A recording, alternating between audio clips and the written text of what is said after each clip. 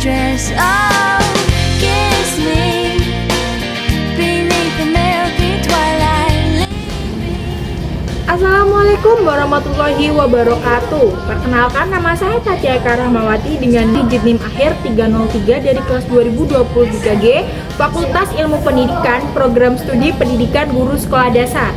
Nah, di sini saya akan membuat video tentang keterampilan menyampaikan materi. Untuk mengetahui videonya lebih lengkapnya lagi, saksikan video berikut ini. Bye bye. Down by the broken tree house with me. A few moments later. Baik, kali ini Ibu akan membahas tentang kronologi berdirinya Pancasila. Nah, jadi Pancasila itu berasal dari bahasa Sanskerta, yaitu yang artinya panca, yang berarti 5, dan sila, yaitu yang berarti dasar, sehingga Pancasila berarti 5 dasar. Nah, pada zaman penjajahan, Indonesia masih belum merdeka, dan para tokoh bangsa yang ingin agar Indonesia menjadi negara yang bebas serta memiliki dasar negara sendiri. Oleh karena itu, pada tanggal 29 Mei sampai tanggal 1 Juni 1945 diadakan sidang BPUPKI, yaitu Badan Penyelidik Usaha-Usaha Persiapan Kemerdekaan Indonesia, untuk membahas dasar negara Indonesia. Nah, jadi yang pertama, sidang BPUPKI pertama pada tanggal 29 Mei sampai tanggal 1 Juni pada tahun 1945. Pada sidang pertama BPUPKI, lebih dari 30 pembicara menyampaikan pandangan tentang dasar negara hingga pada 1 Juni 1945. Insinyur Soekarno mengusulkan konsep yang disebut Pancasila, yang sebelumnya ia uraikan sebagai Pancasila, Trisila, dan Ekasila, dan hingga kini diperingati sebagai hari lahirnya Pancasila. Nah, yang kedua yaitu ada pembentukan Piagam Jakarta, yaitu pada tanggal 22 Juni 1945. Nah, Ibu mau tanya, dari kalian ada yang tahu nggak siapa aja anggota panitia kecil tersebut? Nah, kalau dari kalian belum ada yang tahu, Ibu mau menjelaskan sedikit ya. Nah, baik, oke, setelah usulan Soekarno disetujui dan dibentuklah panitia kecil yang terdiri dari 9 orang untuk merumuskan kembali Pancasila sebagai dasar negara yang diketuai oleh Insinyur Soekarno. Hasil kerja panitia kecil ini kemudian disetujui pada tanggal 22 Juni 1945 dan dikenal sebagai Piagam Jakarta.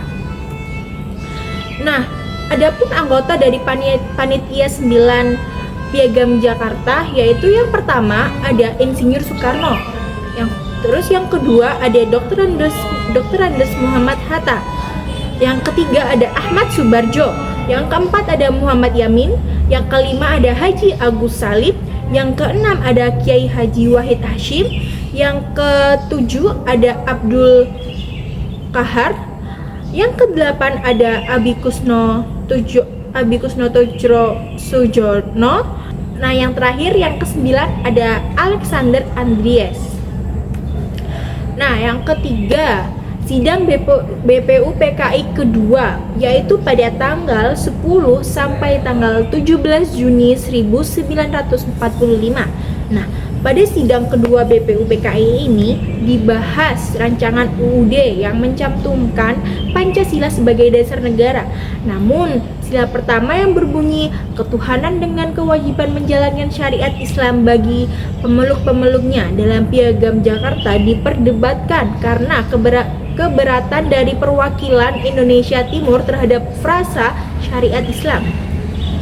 Nah, yang keempat, sidang PPKI pada penetapan Pancasila pada tanggal 18 Agustus 1945.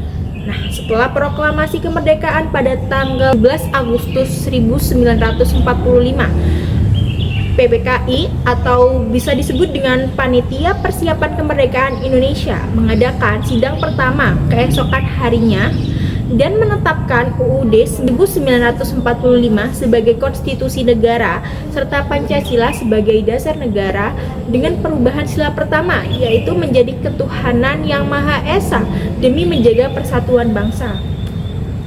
Nah, yang kelima ada Pancasila ditetapkan sebagai dasar negara. Nah, Pancasila yang tercantum dalam pembukaan UUD 1945 pada alinea keempat terus berkembang sebagai pedoman berbangsa dan bernegara. Sempat tidak diakui secara resmi sebagai hari lahir Pancasila pada masa Soeharto, hingga akhirnya ditetapkan sebagai hari libur nasional pada tanggal 1 Juni 2017 melalui Kepres nomor 24 tahun 2016 oleh Presiden Joko Widodo. Nah, itu tadi cerita sejarah lahirnya Pancasila ya anak-anak. Nah, lalu siapa aja sih tokoh pahlawan yang ikut merumuskan Pancasila?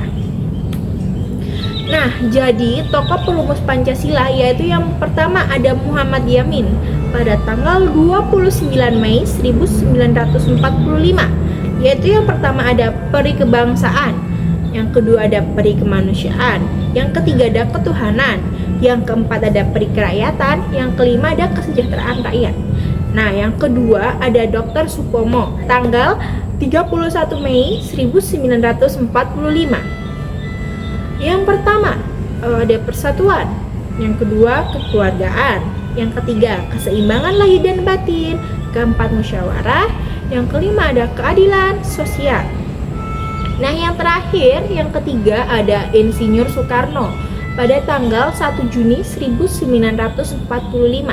Nah, yang pertama kebangsaan Indonesia, yang kedua internasionalisme atau peri kemanusiaan, yang ketiga ada mufakat atau demokrasi, nah yang keempat ada kesejahteraan sosial, dan yang kelima ada ketuhanan yang berkebudayaan.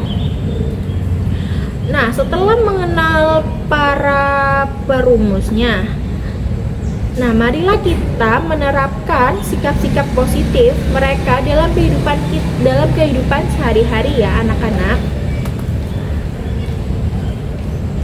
Nah, sikap positif dari perumus Pancasila itu sendiri yaitu yang pertama ada Muhammad Yamin. Sifat positif Muhammad Yamin yaitu yang pertama ada cerdas, visioner, rajin membaca dan belajar, dan pandai berdebat. Terus yang kedua ada Dr. Supomo. Nah, Dr. Supomo ini juga memiliki sikap positif. Nah, jadi yang pertama itu bersikap kritis, yang kedua bertanggung jawab, yang ketiga disiplin, yang keempat rendah hati. Terus yang terakhir ada Insinyur Soekarno. Nah, yang pertama ada berani, yang kedua ada percaya diri, yang ketiga ada berjiwa pemimpin, yang terakhir ada patriotik. Nah, itu saja yang bisa Ibu sampaikan tentang materi kronologi mengenal Pancasila. Sekian Ibu akhiri. Wassalamualaikum warahmatullahi wabarakatuh. Sun is hanging time. Bring your flowered hat. We'll take the trail marked on your father.